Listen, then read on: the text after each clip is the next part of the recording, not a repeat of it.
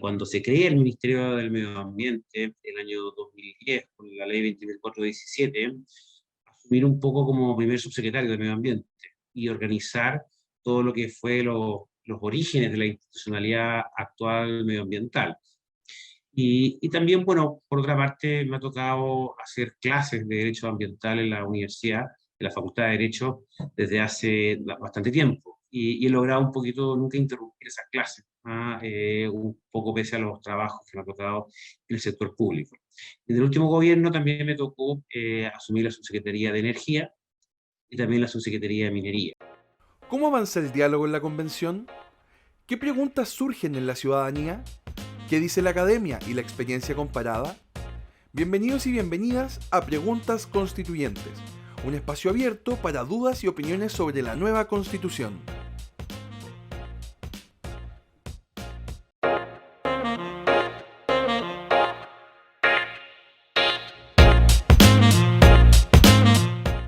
Mira, yo la verdad que creo que lo más relevante respecto a la discusión actual, bueno, es justamente la importancia que se le ha dado a la temática ambiental en la discusión constitucional. Muchas veces uno puede ser crítico de algunas normas o de alguna manera de cierto nivel de detalle, ¿cierto? Que de un punto de vista jurídico uno debería pensar que sea más bien a nivel legal y no constitucional. Pero claro, es relevante un poquito, muchas veces la temática ambiental, no sé, ha estado un poco escondida en la agenda pública, como que se le miraba como, bueno, antes no había un ministerio, antes del 2010, se miraba como un tema menor. ¿Ah? Y la verdad que la discusión actual lo lleva a tener una relevancia, porque lo ambiental de alguna manera tiene muchas consecuencias sociales. Y esas consecuencias sociales, de alguna manera, poco a poco han sido más advertidas, en general a nivel político, ¿no es cierto? Y también a nivel ciudadano. Un poquito quien marcó fuertemente esta discusión fue el mismo Papa Francisco con la encíclica Laudato Si, en que pone mucho énfasis en lo social. O sea, aquí esa tensión permanente, ¿no es cierto?, entre lo ambiental versus lo económico. El Papa Francisco dice, oiga, acá está bien lo económico, también está bien lo ambiental, pero hay algo que es más relevante, que tiene que ver con la persona, y cómo ponemos al centro a la persona, cómo justamente generamos políticas públicas que incorporen la dimensión social. Entonces, claro, ya no solamente es hablar de un bosque de preservación, ¿no es cierto?, en la cordillera, sino que tiene que ver con calidad de vida, tiene que ver con ruido, tiene que ver con olores, tiene que ver con rellenos sanitarios, ¿no es cierto?, con superficies áreas verdes de las ciudades. Entonces, cambió un poco el giro de discusión. Y eso yo creo que es muy relevante, de alguna manera, tratar de reflejarlo en la actual discusión constitucional. Ahora, yo la verdad que tengo una opinión crítica, porque pese a que debería ser el tema más relevante, un poquito no, quizás por otras discusiones de índole más bien ideológica, como que se ha postergado la discusión de los problemas ambientales más urgentes y relevantes para el país a nivel constitucional.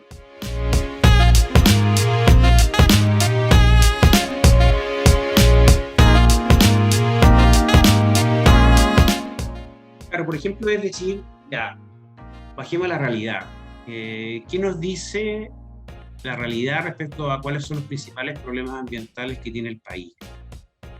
Y la verdad que el principal problema que tiene el país, que es un tema que no solamente lo reconoce los distintos informes que sacaba el Ministerio del Medio Ambiente y también otras instituciones, rankings internacionales, etcétera, tiene que ver con los temas de calidad del aire, ¿ya? Y que la contaminación general y significa la de aire, bueno, significa año a año 104.000 chilenos que mueren de forma prematura por exposición especialmente a material particulado.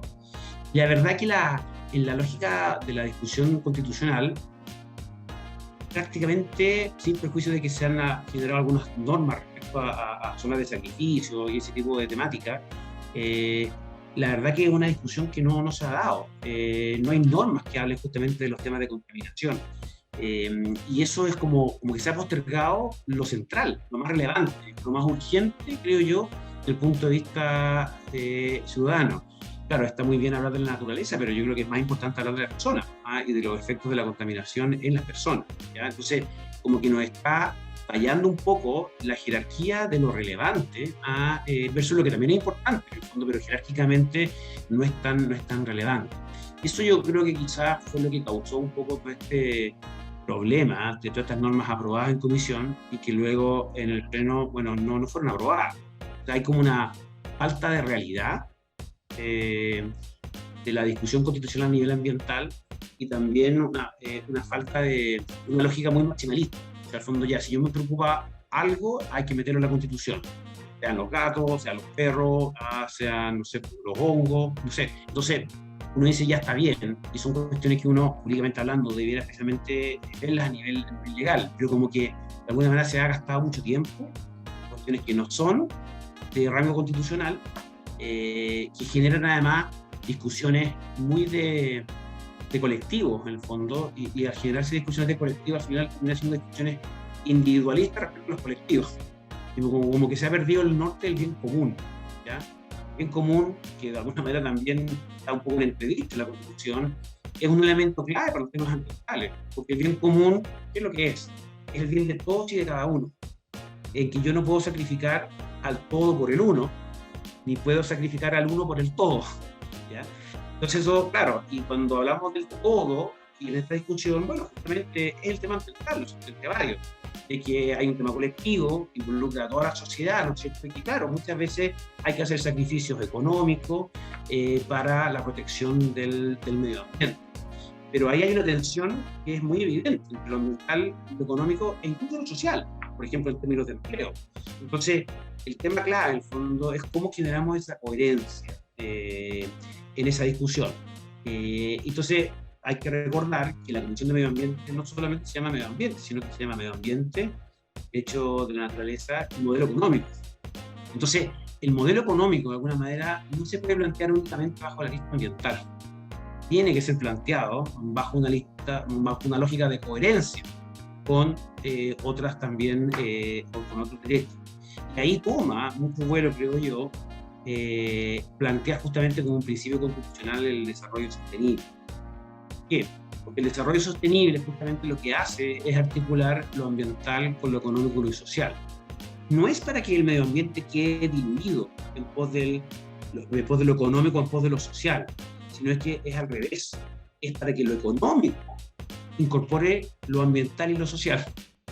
Entonces tú debieras generar un principio constitucional, no a nivel de derechos fundamentales, te fijas, sea lo económico, sea lo ambiental o sea lo social, y que ese principio constitucional impregne toda la discusión constitucional y pueda generar una coherencia entre lo que son estas tensiones entre lo ambiental, lo económico y lo social.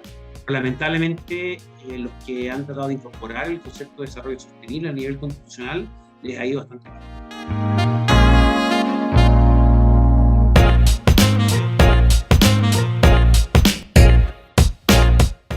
Lo que pasa es que eso depende mucho de cómo se generen los mecanismos para que las normas constitucionales sean aplicables. Porque, claro, uno puede tratar de regular toda la Constitución y eso va a generar muchos problemas jurídicos, lo que se ha denominado el maximalismo jurídico a nivel constitucional.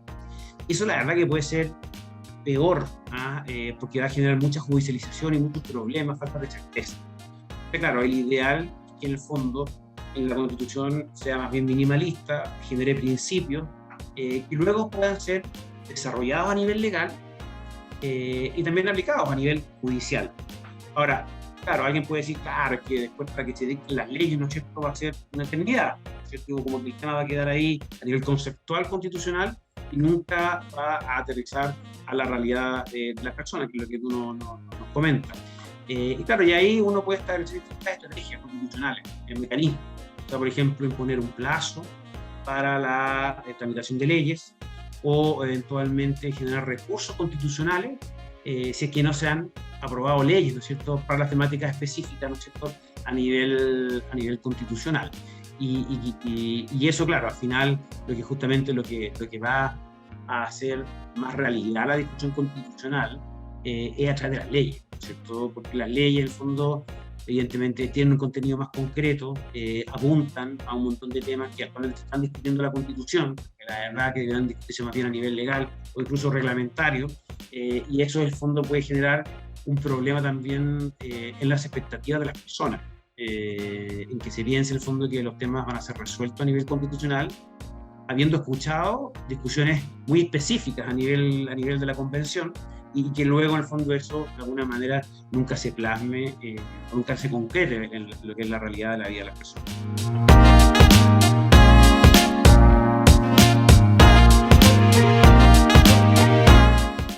Yo creo que lo más importante es, la verdad que ya, bueno, pedir hablar a la convención, la verdad que no, porque había mucha gente, al final no se pudo dar esa situación, pero yo creo que lo más relevante es que generar un buen diagnóstico.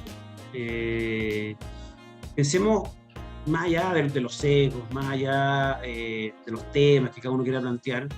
De alguna manera uno tiene que darle algún tipo de contenido a la discusión en lógicas de política pública. Y la política pública es general de país, no es particular.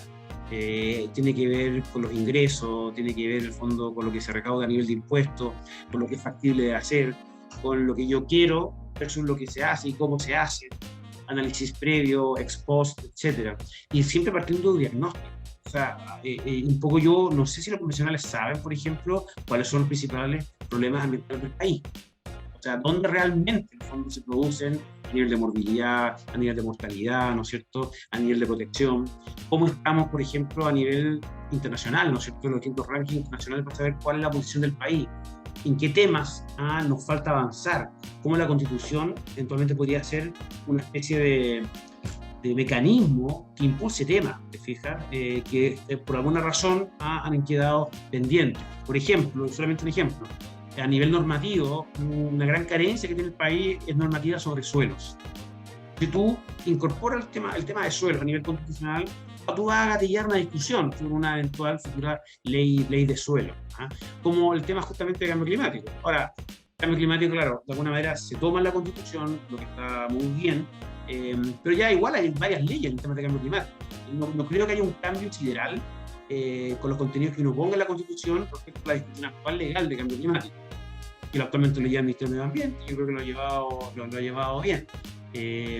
Ahora la actual ministra de Medio Ambiente, ¿no es cierto?, la nueva ministra es experta en temas de cambio climático. Pero justamente es cómo lograr entender, ¿no es cierto?, mecanismos para incorporar a nivel de la discusión constitucional de un diagnóstico más claro de la realidad ambiental de Chile, sin sesgo, sin instrumentalización política, para que realmente uno pueda tener una discusión de bien común, una discusión ojalá de política pública. Como que percibo muchas veces desde la convención y en base a exposiciones de personas que han ido, una suerte como de menosprecio a los expertos y a la gente que puede aportar datos. Es como si uno lleva un número y como que ya está con números. Pero la verdad, al fondo, que la política pública también se construye con diagnóstico. Y eso, la verdad que ha sido, yo creo, una gran carencia de la convención.